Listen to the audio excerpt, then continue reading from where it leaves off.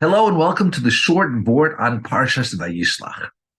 In this week's Parsha, towards the end, there's a discussion about the 7 Edomite kings who they ruled and they died.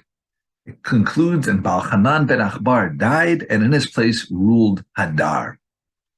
Reb Shimshon PIncus, in Sefer Nefesh Shimshon in Shabbos Kodash, he tells us that in these psukim, this section, there are great secrets hidden. In fact, that the Arizal, much of what he teaches comes from these psukim.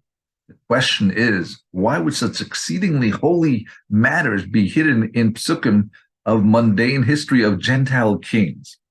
The Ramchal, Moshe Chaim Latzal, answers with a mashal, with a parable, that if someone wants to send valuable diamonds somewhere, you don't put it in a fancy package because someone might be tempted to steal it because they assume something valuable and good is in there. Instead, you wrap it up in rags so that no one will suspect the value hidden in the package. And this section of the Torah, says the Ramchal, is one of the most important of Torah. And that's why it's hidden in the names of the kings of Edom. Now, we can't go into detail what each thing means, but there are references to the exile of the Bnei Yisrael, as well as the last one, in his place, ruled Hadar, is talking about the Melech HaMashiach, who is called Hadar, because the Melech Mashiach has scent and he has taste, just like the Esrog has taste and scent and is called Hadar.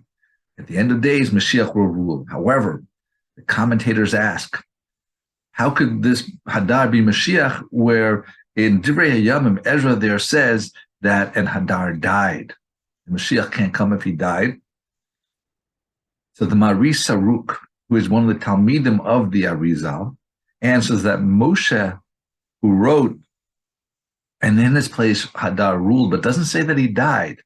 He knew about the heartbeat, but Ezra didn't know about the heartbeat. Ezra thought that heartbeat, he didn't hear the heart beating, and therefore Hadar died. What does this mean? Again, a mashal. There was a king whose son was sick, and he called his doctors, and the doctors came back and they said, "We're sorry, we don't hear the heartbeat, and he's died." And he was ready to call the Chevra Kadisha for these people, for his son. And one doctor, an expert, said, "Wait, don't do anything yet. Let me check." He checked, he listened for a few moments, and he said, "I hear a heartbeat, your son is alive." He was in such a dark and deep coma after he was in his illness that it seemed to everyone that he was dead, but really he had a heartbeat and he was alive. Ezra didn't know about the heartbeat of the Bnei Yisrael, that one day that we'd be in a deep coma, that it seems like, there are many, many Jews don't even know how to say Shema Yisrael. But Moshe Rabbeinu, who was like the expert doctor, so instead of saying Hadar died like Ezra did, he didn't mention Hadar is dead. Hadar is not dead. He heard the heartbeat.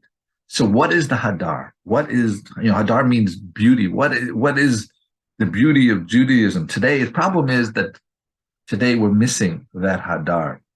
If someone goes and comes back from the base of Medrash at 11 o'clock at night, and then he takes a book and he reads till 3 a.m., if that book's a novel, you're not calling him a masmid. But why is it that this novel is easy, that it flies by? He's so engrossed in it, that he enjoys it, that he doesn't even, he doesn't notice the time going by. But when it comes to learning, it's an effort, and it's not the simcha. And that's what it means by the Hadar died.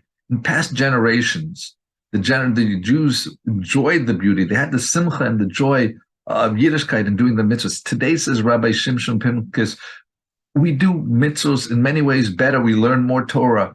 Our matzos and mahud, or our lulav and esrog, whatever, we do well, the mitzvahs, but we're missing something. We're missing Hadar. We're missing that connection with Hashem, where we have a simcha and a joy with the mitzvah. We think that, we're doing all these mitzvahs, but to us, we imagine it as a self-sacrifice. It should not be a sacrifice. It should be something like that novel, that we want to just do it. We want to have the connection for Hashem. And that is something that we have to look for. Moshe is saying that, no, we haven't died. It's just dormant and hidden, but we have a heartbeat. Let us be zocha that we should soon, immediately really, but do the mitzvahs with simcha and make that connection with Hashem, so that the heartbeat will be recognizable to everyone. Thank you for listening. Have a wonderful week and a wonderful